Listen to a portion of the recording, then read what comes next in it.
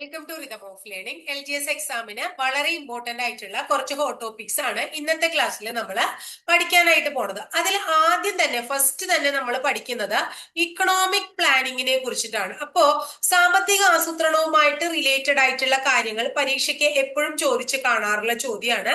ഇപ്പൊ എക്സാമ്പിൾ പറയുകയാണെങ്കിൽ താഴെ പറയുന്നവയിൽ ഇന്ത്യൻ സാമ്പത്തിക ആസൂത്രണത്തിന്റെ ലക്ഷ്യങ്ങളിൽ പെടാത്തത് ഏത്? അല്ലെങ്കിൽ ഇക്കണോമിക് പ്ലാനിംഗ് എന്ന് പറയുന്ന ആശയം ഇന്ത്യ കടം കൊണ്ടിരിക്കുന്നത് എവിടെ നിന്ന്? അല്ലെങ്കിൽ സാമ്പത്തിക ആസൂത്രണത്തിന്റെ പിതാവ് എന്ന് പറയുന്ന വ്യക്തി ഏത്?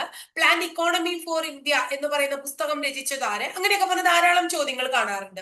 അപ്പൊ ഇക്കണോമിക് പ്ലാനിംഗ് എന്ന് പറയുന്ന ഈ ആശയം തന്നെ നമ്മൾ കടം കൊണ്ടിരിക്കുന്നത് എവിടെ നിന്ന് എന്ന് ചോദിച്ചു കഴിഞ്ഞാൽ സോവിയറ്റ് യൂണിയനിൽ നിന്നാണ് എന്ന് പറയണം. അപ്പൊ സോവിയറ്റ് യൂണിയൻ എന്ന് പറയുന്ന രാജ്യത്തു നിന്നാണ് ഇക്കണോമിക് പ്ലാനിംഗ് എന്ന് പറയുന്ന നമ്മുടെ ആശയം നമ്മൾ ഇന്ത്യ കടം കൊണ്ടത്. അപ്പൊ സാമ്പത്തിക ആസൂത്രണം കടം കൊണ്ടത് എവിടെ നിന്നാണ്? നമ്മുടെ സോവിയറ്റ് യൂണിയനിൽ നിന്നാണ്.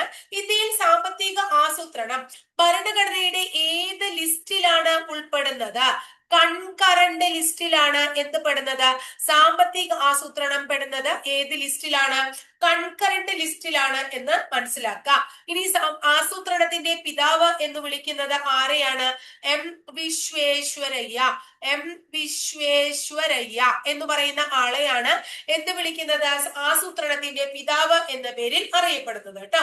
ഇനി ആസൂത്രണത്തിന്റെ ലക്ഷ്യങ്ങൾ എന്തൊക്കെയാണ്? എന്തുദ്ദേശിച്ചിട്ടാണ് നമ്മൾ സാമ്പത്തിക ആസൂത്രണം കൊണ്ടുവന്നത്? ഒന്ന്, നമ്മുടെ സമ്പത്തിന്റെ വളർച്ച, അല്ലെങ്കിൽ എന്ത് പറയാം, സാമ്പത്തിക വളർച്ച എന്ന് പറയാം. അല്ലെങ്കിൽ നമ്മുടെ സമ്പത്തിന്റെ വളർച്ചയ്ക്ക്, അല്ലെങ്കിൽ നമ്മുടെ സാമ്പത്തിക വളർച്ചയ്ക്ക് വേണ്ടിയിട്ട്, അല്ലെങ്കിൽ തുല്യതയ്ക്ക്, രണ്ടാമത് തുല്യത എന്ന് പറയാം. മൂന്നാമത്തത് മോഡേണൈസേഷൻ അഥവാ ആധുനിക വൽക്കരണത്തിന് വേണ്ടിയിട്ട്.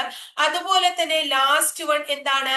സ്വാശ്രയത്വം. ഈ ലക്ഷ്യങ്ങളൊക്കെ മുൻനിർത്തിയാണ് നമ്മൾ എന്ത് കൊണ്ടുവന്നിട്ടുള്ളത്? ഇക്കണോമിക് പ്ലാനിംഗ് എന്ന് പറയുന്ന ആശയം കൊണ്ടുവന്നിട്ടുള്ളത്. അത് ഇന്ത്യൻ ഭരണഘടനയിൽ ഉൾക്കൊള്ളിച്ചിരിക്കുന്നത് എന്നും മനസ്സിലാക്കാം. അപ്പോ ഇന്ത്യയുടെ സാമ്പത്തിക ആസൂത്രണത്തിന് വളരെയധികം എന്താ പറയുന്നത്, സംഭാവനകൾ നൽകിയ വ്യക്തിയാണ് നമ്മുടെ എം വിശ്വേശ്വരയ്യ എന്നുള്ളത് കൊണ്ടാണ് അദ്ദേഹത്തെ ആസൂത്രണത്തിന്റെ പിതാവ് എന്ന് വിശേഷിപ്പിക്കുന്നത്. അതുകൊണ്ട് തന്നെ അദ്ദേഹത്തിന്റെ പ്രശസ്തമായിട്ടുള്ള പുസ്തകം എപ്പോഴും പരീക്ഷയ്ക്ക് ചോദിക്കാറുണ്ട്. Planned economy for India. Planned economy for India എന്ന് പറയുന്നത് അദ്ദേഹത്തിന്റെ പ്രശസ്തമായിട്ടുള്ള പുസ്തകമാണ് എന്ന് കൂടി ഓർത്തു വെക്കുക.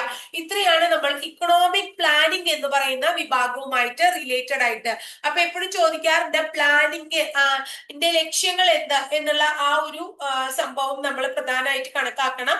അതുപോലെ തന്നെ എവിടെ നിന്ന് ആശയം കടം കൊണ്ടു, പ്ലാനിങ്ങിന്റെ പിതാവ് ആരാണ്, അദ്ദേഹത്തിന്റെ പ്രശസ്തമായിട്ടുള്ള പുസ്തകം ഏതാണ്, അത് ഏത് ലിസ്റ്റിലാണ് പെടുന്നത്, ഇത്രയും കാര്യങ്ങൾ ഇക്കണോമിക് പ്ലാനിങ്ങുമായിട്ട് റിലേറ്റഡ് ആയിട്ട് നമ്മൾ പഠിച്ചു.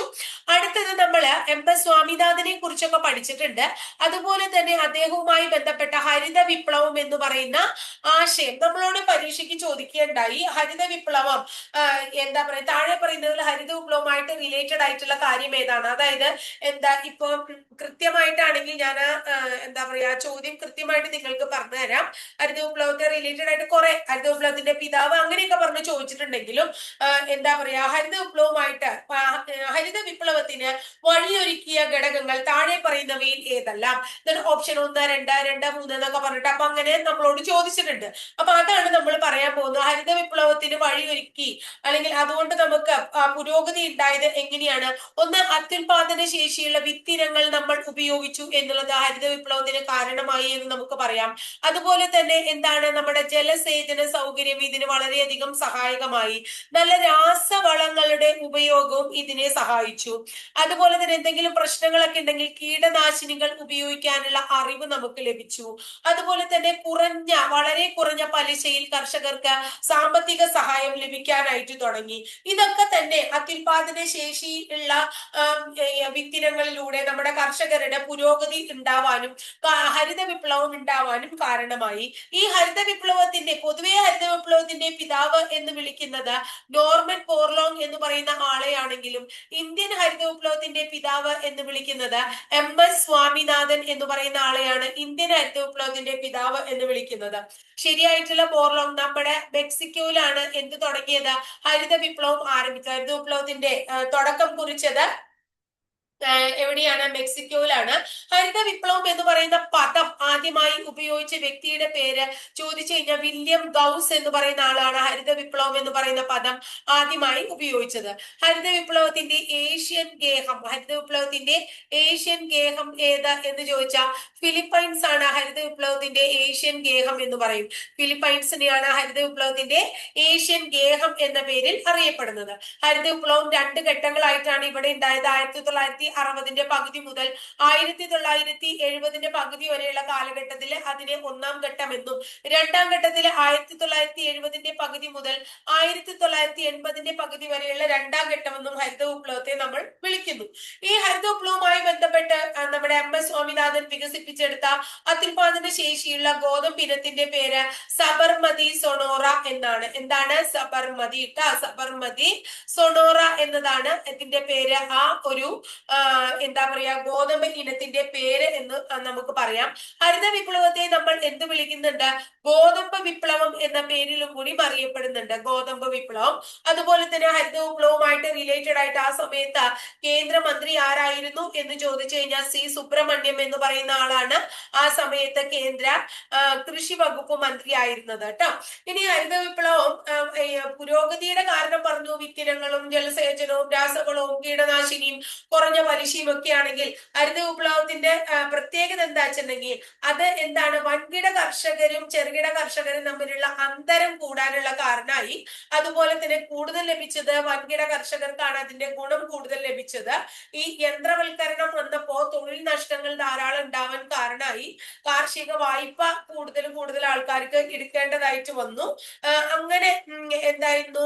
ഭക്ഷ്യവിളകളിൽ ഏറ്റവും കൂടുതൽ പ്രാധാന്യം കിട്ടിയത് ഗോതമ്പിനായിരുന്നു. അതുകൊണ്ട് ഇത് ശരിക്കും ഒരു വീറ്റ് റവല്യൂഷൻ എന്നുള്ള മേഖലയിലേക്ക് തിരിയാണ് ഉണ്ടായത് കേട്ടോ. അപ്പോ എന്താ പറയുന്നത്? അത്യുൽപാദന ശേഷിയുള്ള വിത്തിനങ്ങൾ വരുമ്പോൾ കീടനാശിനികള് ഒക്കെ നമുക്ക് മാക്സിമം ഉപയോഗിക്കേണ്ടതായിട്ട് വന്നു. കീടങ്ങളുടെ വർധനവുണ്ടായി. ഇതൊക്കെ ഇതിന്റെ ഒരു നെഗറ്റീവായിട്ട് നമുക്ക് പറയുകയും കൂടെ ചെയ്യാം. ഇനി അടുത്തത് നമ്മളോട് പരീക്ഷയ്ക്ക് ചോദിക്കാറുള്ള വേറൊരു കാറ്റഗറിയാണ്.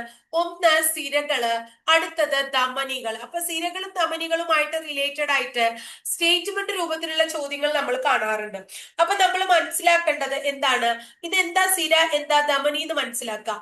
അശുദ്ധ രക്തം വഹിക്കുന്ന കുഴലുകളെ നമ്മൾ സിരകൾ എന്നും, ശുദ്ധരക്തം വഹിക്കുന്ന കുഴലുകളെ നമ്മൾ എന്ത് വിളിക്കുന്നു? ധമനികൾ എന്നും വിളിക്കുന്നു എന്ന് മനസ്സിലാക്കുക. അതായത് ഈ സിരകള് പ്രത്യേകത, സിരകള് വളരെ കുറഞ്ഞ വേഗത്തിലും അതുപോലെ തന്നെ മർദ്ദത്തിലുമാണ് സിരകളിൽ രക്തം ഒഴുകുന്നത്. കുറഞ്ഞ വേഗത്തിലും മർദ്ദത്തിലും.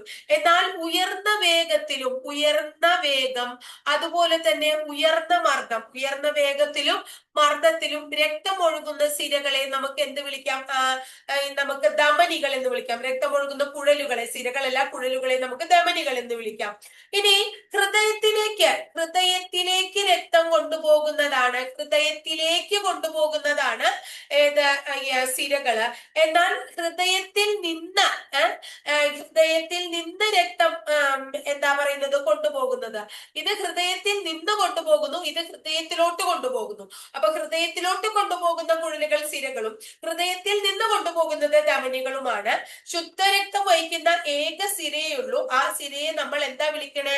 ശ്വാസകോശ സിര എന്നാണ്. ശ്വാസകോശ സിര അല്ലെങ്കിൽ പൾമണറി സിര. അശുദ്ധരക്തം വഹിക്കുന്ന ഒറ്റ ധമനിയേ ഉള്ളൂ. ആ ധമനിയെ നമ്മൾ വിളിക്കുന്നത് ശ്വാസകോശ ധമനി എന്നാണ്, അല്ലെങ്കിൽ പൾമണറി ധമനി. ക്ലിയർ ഇല്ലേ? ഇനി മനുഷ്യ ശരീരത്തിലെ ഏറ്റവും വലിയ സിര ഏതാന്ന് ചോദിച്ചിട്ടുണ്ട്.